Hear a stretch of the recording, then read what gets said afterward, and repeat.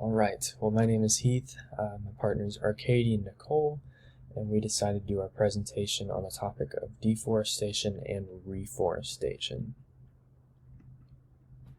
Now the big difference between deforestation and reforestation is that deforestation is the action of clearing the forest, and reforestation is of replacing and renewing. Deforestation is not a new problem, since people have been cutting down forests for millennia. Today we've lost about a third of the 6 billion hectares of the forest from 10,000 years ago, which is the size of the United States. In the last 100 years, we've lost as much forest as the previous 9,000 years, primarily to agricultural expansion. So, what we eat is the biggest footprint we leave, not where we live. Of the 6 billion hectares forest we have, we had 10,000 years ago, we have only 4 billion remaining.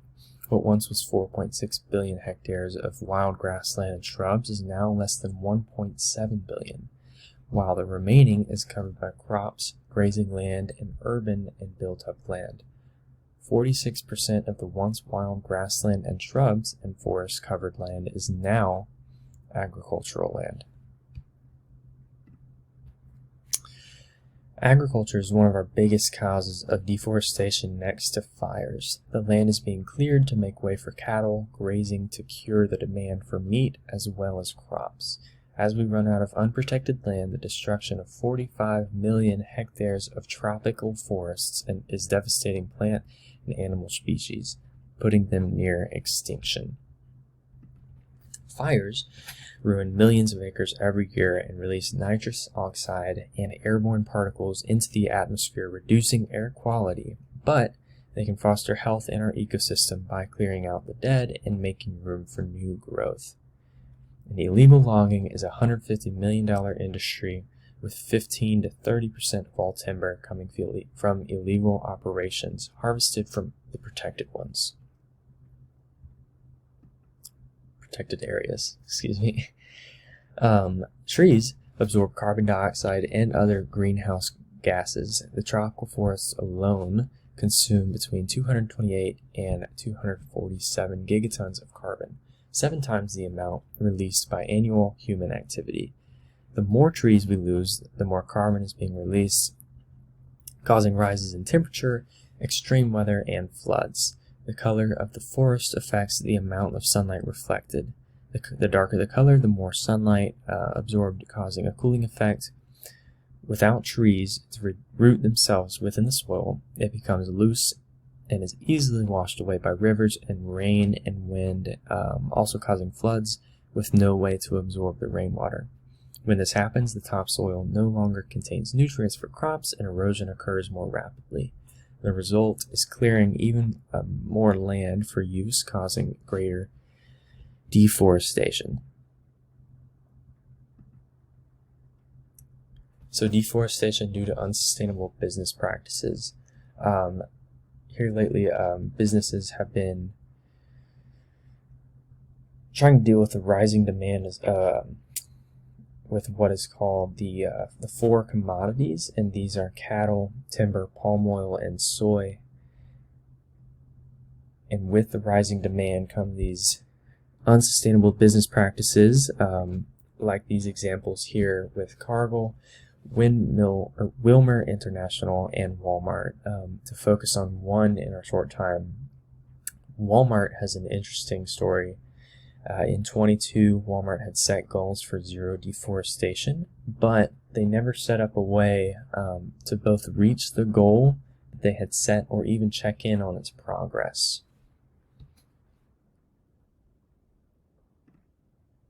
So here we are at reforestation.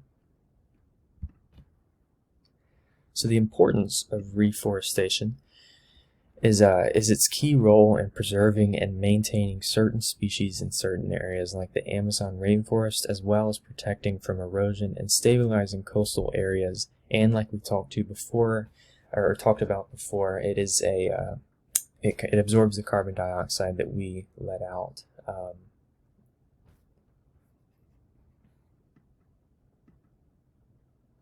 Here are 10 golden rules for reforestation. I'll run through those. Number 1, we have to protect existing forests first. Number 2, work together. Number 3, aim to maximize biodiversity recovery to meet multiple goals.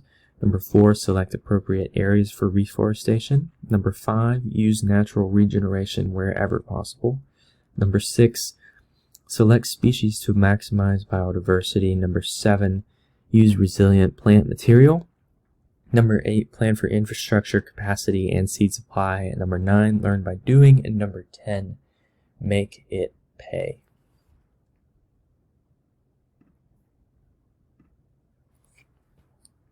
So here's an interesting quote that we found from Walt Disney. It says, "The way to get started is to quit talking and begin doing."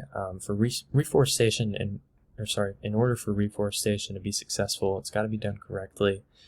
And not just by planting trees and saying prayers. Things get done when we quit talking and we begin doing something.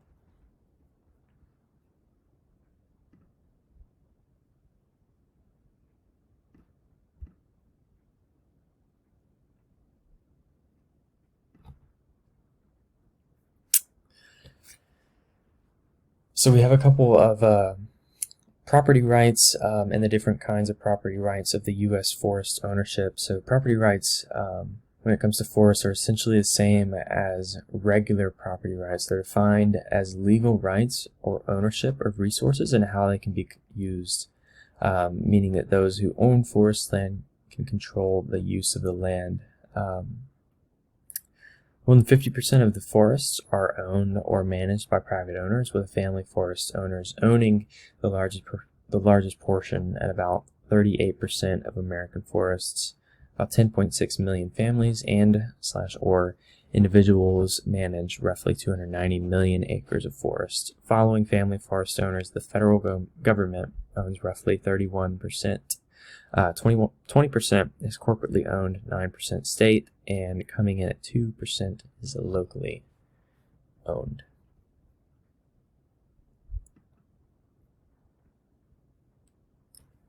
So here's some private forest land benefits that we have.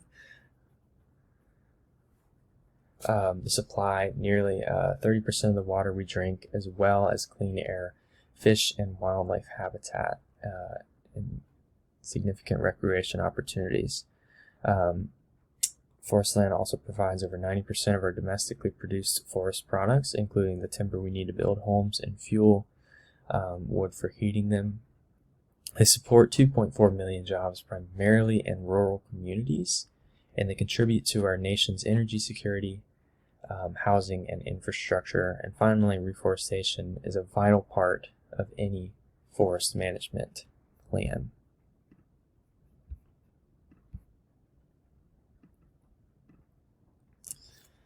So here's what's called the life cycle of a managed forest.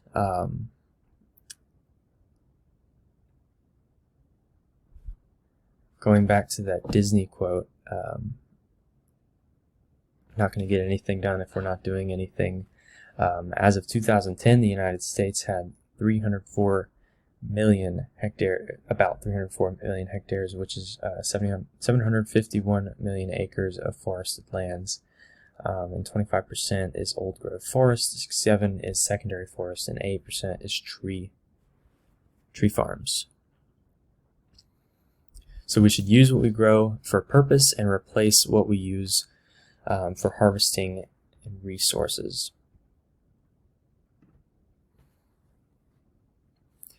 So the programs for forest land owners, so the Forest Service provides information along with assistance,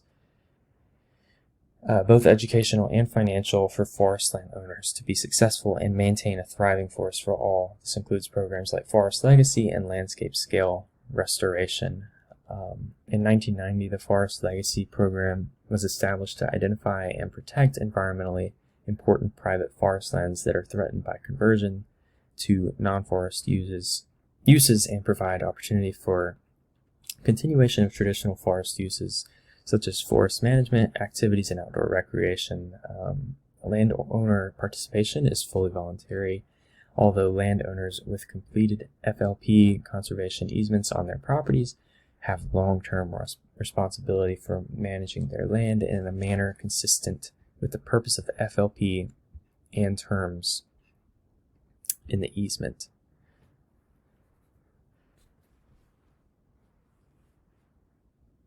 So here we go with property rights realignment. In the last 50 years, reforestation has more than compensated for the average deforestation.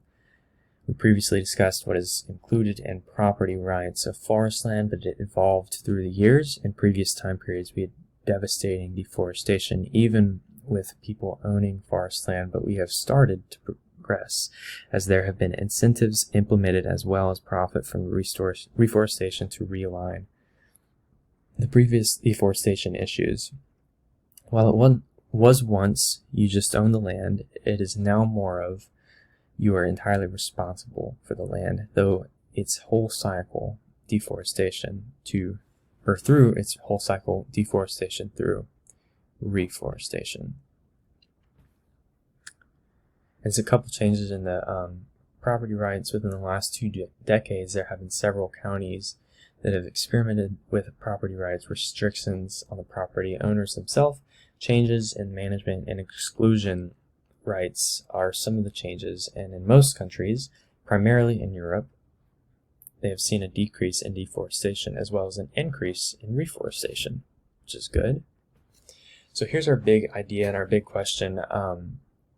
Has there been more deforestation due to unsustainable business practices or reforestation due to realignment of property rights over the last 50 years?